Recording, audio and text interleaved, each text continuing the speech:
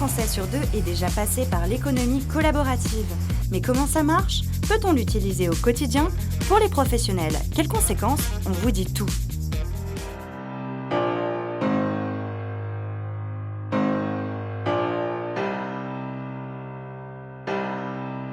Avec Internet, notre économie a considérablement évolué.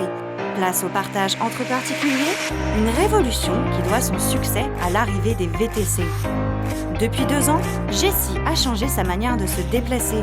Cette étudiante de 21 ans utilise Uber. Uber est une application sur smartphone qui s'utilise très facilement. Il suffit de commander le Uber à l'endroit où on est et de rentrer notre adresse d'arrivée. Avant, je sortais de soirée, j'appelais les taxis et puis généralement quand je leur donnais mes destinations, ils me disaient qu'ils ne prenaient pas. Donc voilà, j'attendais beaucoup.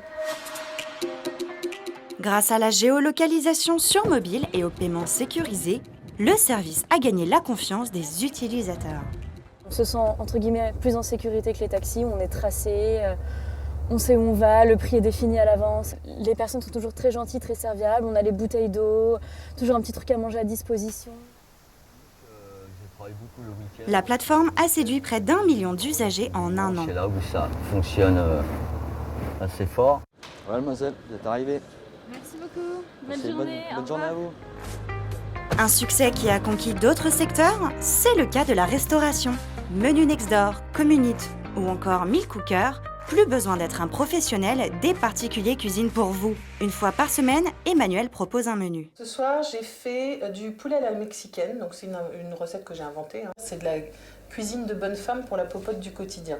C'est vraiment de la cuisine pour manger tous les jours, c'est pas de la gastronomie. Allez. Une petite louche de plus. Une petite louche de plus. L'opportunité de manger des plats maison pour moins de 10 €.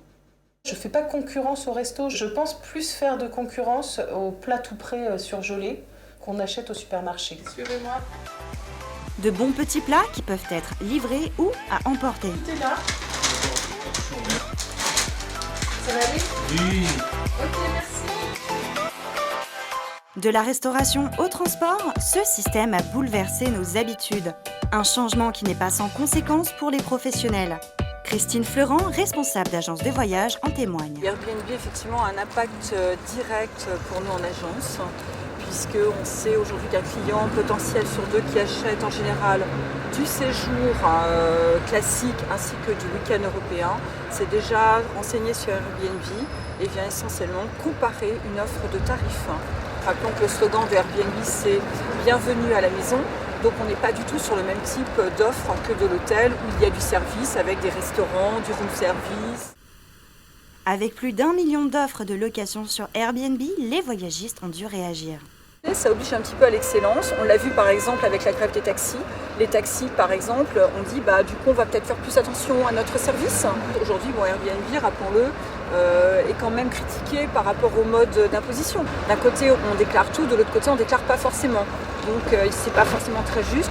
Après, au niveau des palaces, le palace restera toujours un palace. Vous l'aurez compris, cette organisation collaborative est une révolution pour notre système traditionnel. Des particuliers qui s'improvisent professionnels, et si c'était donc ça, l'avenir de l'économie? Reste à fixer les limites.